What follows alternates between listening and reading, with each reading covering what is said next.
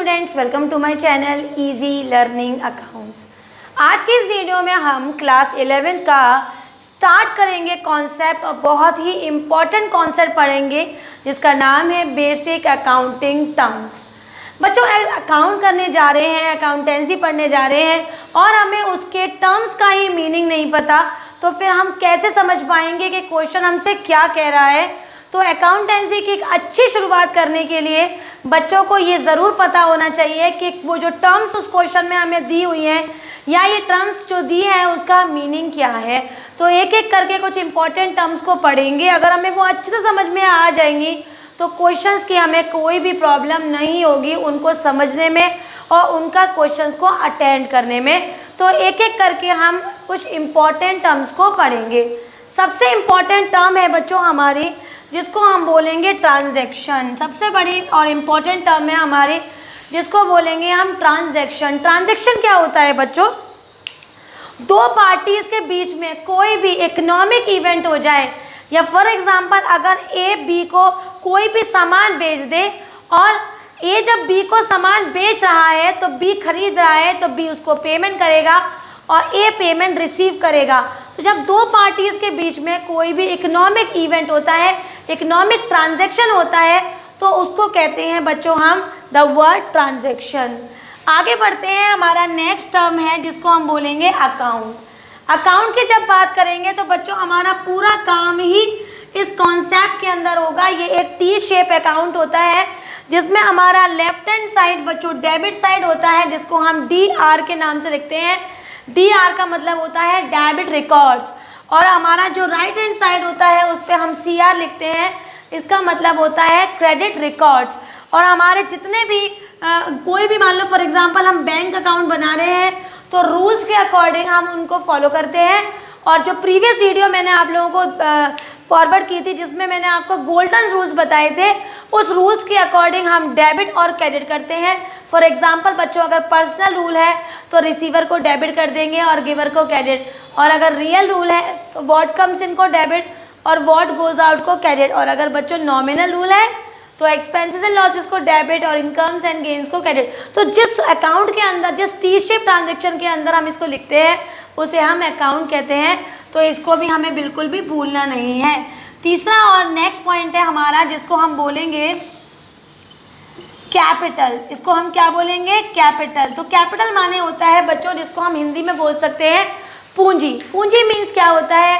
For example अगर आप एक बिजनेस स्टार्ट कर रहे हो बच्चों तो बिजनेस में आप पैसा कहाँ से लाओगे? अपने आप ही पैसा लग जाएगा? नहीं, बिजनेस स्टार्ट करने के लिए आपको उस बिजनेस में इन्वेस्ट करना पड़ेगा, कुछ ना कुछ खर्चा करना पड़ेगा। फॉर एग्जाम्पल अगर मैं अपनी एक कंपनी खोल रही हूँ तो पहले कंपनी के लिए मुझे पूरा सेटअप रेडी करना पड़ेगा, लैंड परचेज करना पड़ेगा, उसके बाद कंपनी को इनकॉर्पोरेट कराना पड़ेगा, रजिस्ट्रेशन के लिए खर्चा करना पड़ेगा। तो वो सारे खर्चे जो हम करेंगे उसको हम जो पैसा लगाएंगे उसको हम पूंजी बोलेंगे। इसको बच्चों हम कैपिटल कहते हैं। आगे बढ़ते हैं, नेक्स्ट है हमारा बहुत इंपॉर्टेंट टॉपिक जिसको हम बोलते हैं एसेट्स। एसेट्स माने बच्चों हमारी संपत्ति, जिसके हम खुद मालिक होते हैं उसे हम एसेट्स कहते हैं। एसेट्स हमारे दो तरीके के होते हैं, मैं कह सकती हूँ 3 तरीके के होते हैं।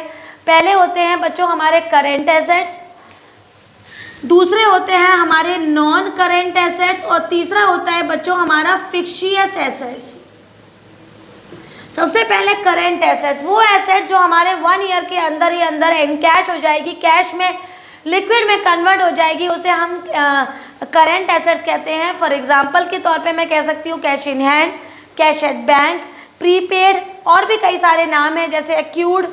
इनको हम धीरे धीरे सीखेंगे। तो जो हमारे एसेट्स 1 ईयर के अंदर हम कैश में लिक्विड में कन्वर्ट कर सकते हैं उसे हम करेंट एसेट्स कहते हैं, और जो नहीं कन्वर्ट हो सकते उसको नॉन करेंट एसेट्स कहते हैं। नॉन करेंट का दूसरा नाम फिक्स्ड एसेट्स भी होता है बच्चों। और फिक्स्ड एसेट्स 2 तरीके के होते हैं, टेंजिबल एंड इनटेंजिबल। जो हमें हमारी आंखों से दिख रहा है वो हमारे टेंजिबल एसेट्स हैं, और जिसको हम देख नहीं पा रहे हैं केवल फील कर पा रहे हैं, जैसे हमारी गुडविल, हमारे कंप्यूटर का सॉफ्टवेयर, जैसे फॉर एग्जांपल ट्रेडमार्क, जैसे हमारे रॉयल्टी राइट्स, कॉपी राइट्स, इनको हम केवल फील कर सकते हैं, देख नहीं सकते। तो ये हमारे इंटेंजिबल एसेट्स हैं। और जो हम देख पा रहे हैं जैसे फर्नीचर है, टाइपराइटर है, कंप्यूटर है, मोटरसाइकिल है, बाइक है, कार है, बिल्डिंग है, लैंड है, प्लांट है, मशीनरी है, they all comes in the tangible assets. Clear है।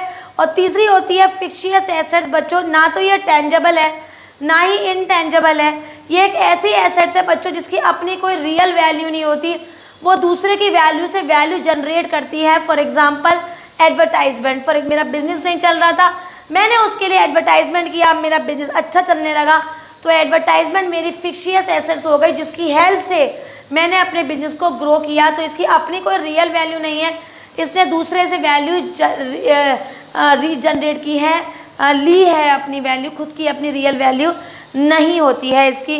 तो ये हो गए बच्चों हमारे एसेट्स। एसेट्स के बाद हमारा नेक्स्ट पॉइंट है जिसको हम बोलेंगे हमारी लायबिलिटीज़। तो लायबिलिटीज़ क्या होता है बच्चों?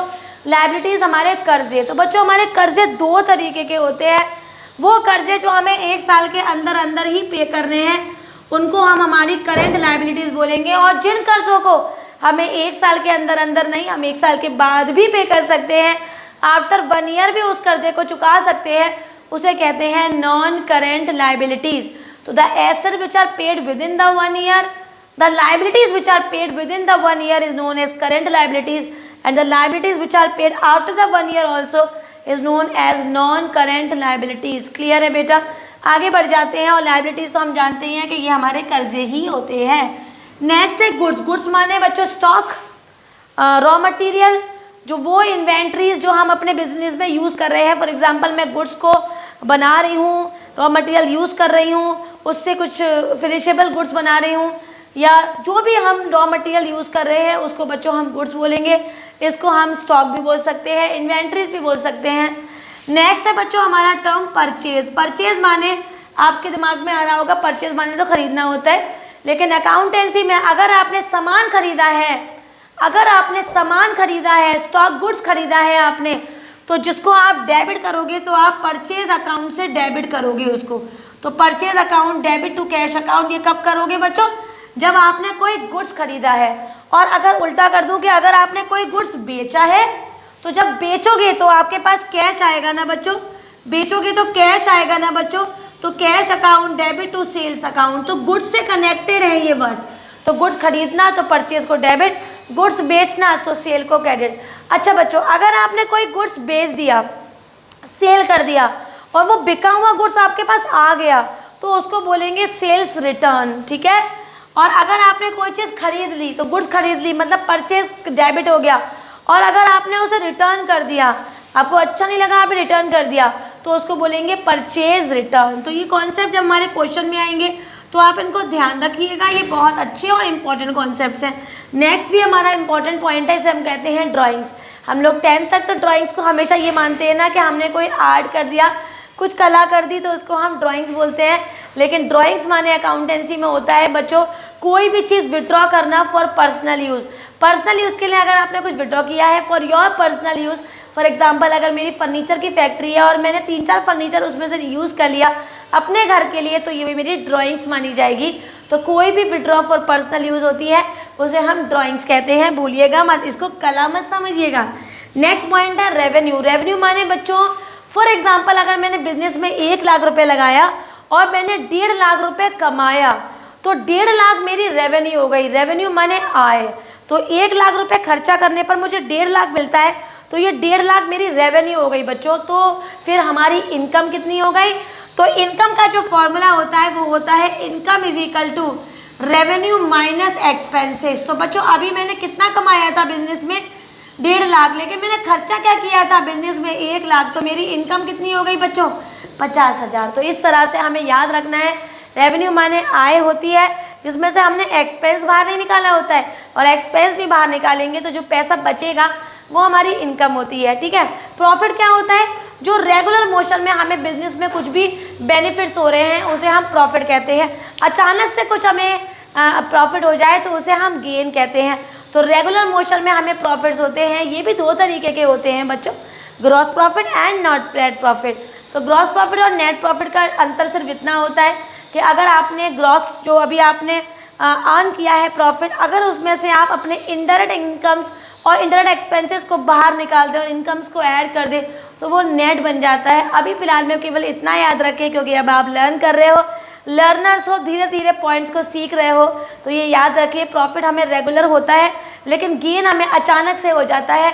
इनकम हमारी तब आती है जब हम रेवेन्यू में से एक्सपेंसेस को माइनस कर देते हैं, और लॉस तो हर इंसान को पता है, अगर हमारी रेवेन्यू इतनी ना आए और खर्चा हम ज़्यादा कर दें तो जो हमारा लॉस होता है वो हमारे सारे घाटे होते हैं, हमारे लॉसेस होते हैं, जो हमारे प्रॉफिट बिल्कुल भी नहीं है। तो ये कुछ इंपॉर्टेंट टर्म्स थे बच्चों जो हमने डिस्कस किए थे।